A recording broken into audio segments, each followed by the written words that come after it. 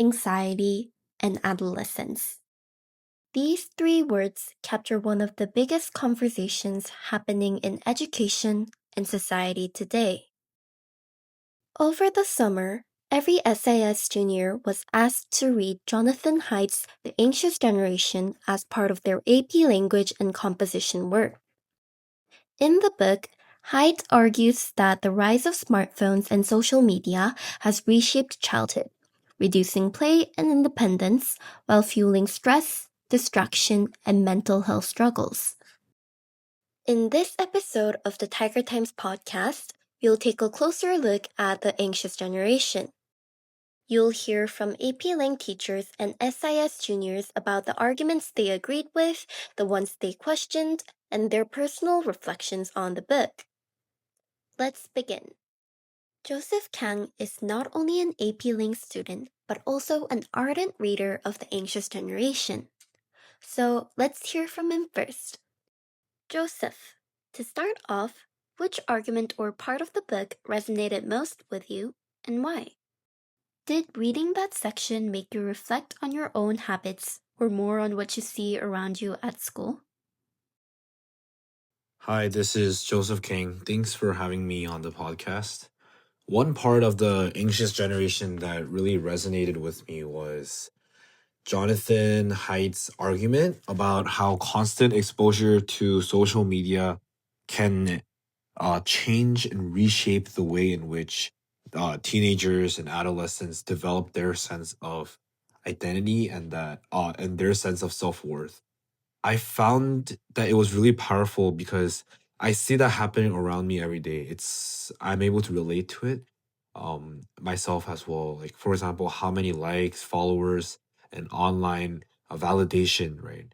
That basically just became a currency, right? And so that idea stuck with me because it really made me think about how much of my own confidence comes from social media versus real experiences. And I think it's really important that we acknowledge this because we've already stepped into the digital era. And so it's really important that we're aware of what happens.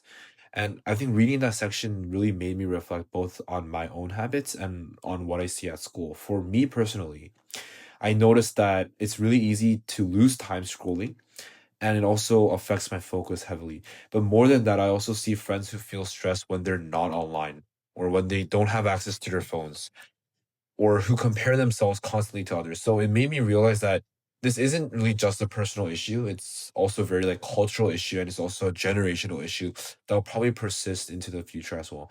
So on the question of stricter limits on phone use, I think the author makes a strong case that boundaries can reduce anxiety.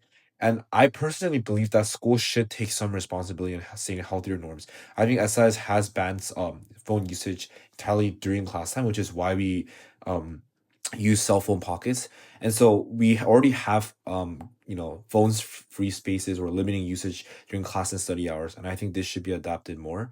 And so at the same time, I don't think the government should step in too heavily because that also really risks government overreach. And families and individuals also have a big role since everyone's relationship with technology is a little different. um but in the end, I think it's about balance because policies can set the stage, but it's more about the personal responsibility. That's the most important determining factor of how effective those limits are.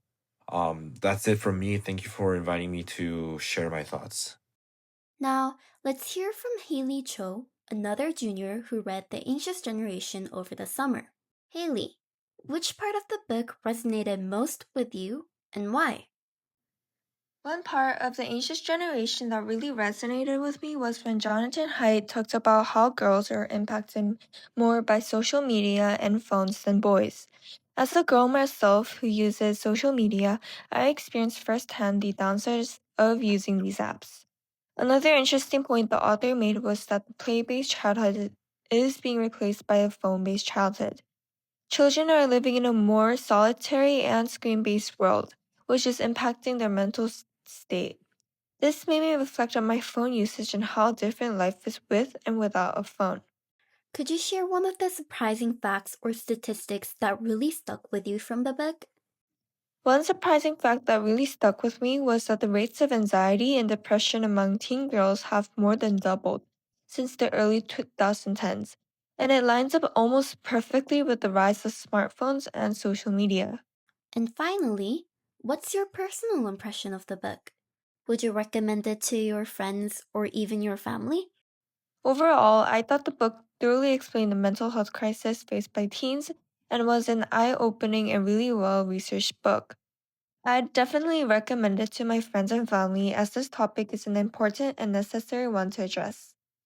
I would especially recommend it to the teenagers who are struggling with mental health, as this book helped me make minor yet important changes to my life.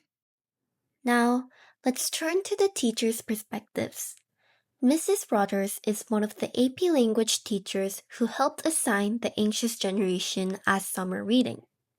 Mrs. Rogers, why do you think this book was chosen for juniors this year? I think this book was chosen for juniors this year because besides being a new book, it has a lot of relevance to their lives. Though adolescents aren't necessarily the target audience, they are who this entire book is about. And so they might be able to pick up some lessons or see themselves in this book. As a teacher, which argument or section did you personally find the most compelling? I thought the most compelling argument in this book was the fact that adolescents are overprotected in the real world and underprotected in the online world. That definitely tracks with everything that I'm seeing around me. Do you see any connections between Hyde's arguments and what you actually observe in your classroom? As far as connections between Hate's arguments, even with computers, which I find not as distracting as smartphones, I definitely see the lack of attention and focus the minute that we open computer screens in class, to the point that it's constant redirection of attention, that it's more trouble most of the time to use computers than not. Next, we'll hear from Miss Lee, another AP language teacher who read The Anxious Generation alongside her students. Miss Lee, when you read this book yourself, what stood out to you most strongly as a teacher or even just as a reader? What stood out to me most as a teacher, but also as an aunt. So I have a nephew who is 7 this year. He's turning 7, the international age. And I was able to see so much resemblance of him when I was reading the book, actually, the entire bit of the book, because my nephew cannot even eat a single meal without looking at his phone.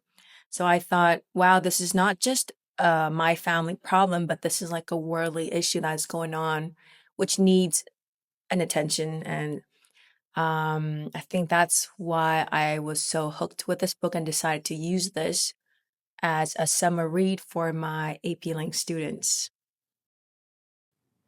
The book argues that stricter limits on phone use could help reduce anxiety. Do you think policies at schools or even governments should step in, or should it be left up to families and individuals? Yes, I think both families and the school will benefit if there were to be some government and policy involvement in it, just because it becomes very difficult for just at home or at school to continue with this bad habit from um, being formed, right? So I think it's like a mutual act that has to take place both at school and at home. And to do that, there's only one way, which is government policies. Students spend, let's say, a third of their time at home, like 8 hours at home, sleeping, eating, whatnot, doing homework, and 8 hours in school, right? So that's spending two-thirds the time. And if we are able to somehow make a regulation where students use certain amount of hours of phone in that 16 hours, I think that could be a huge benefit in stabilizing the use of phones, which we clearly know is bringing more harm than good. So, yes, I think stricter limits on phone usage will definitely reduce anxiety. Finally, if students were to take away just one lesson from the book, what do you hope it would be? I'd say trust the evidence and make the right choice. And that wraps up the perspectives of both students and teachers. The anxious generation has sparked reflection at SIS about how social media and phones are shaping adolescence today. The book raises difficult questions about balance, identity, and what it means to grow up in a digital age. As you finish listening, take a moment to think about your own relationship with your phone. Does it help you connect? Or does it sometimes feel like it's controlling you?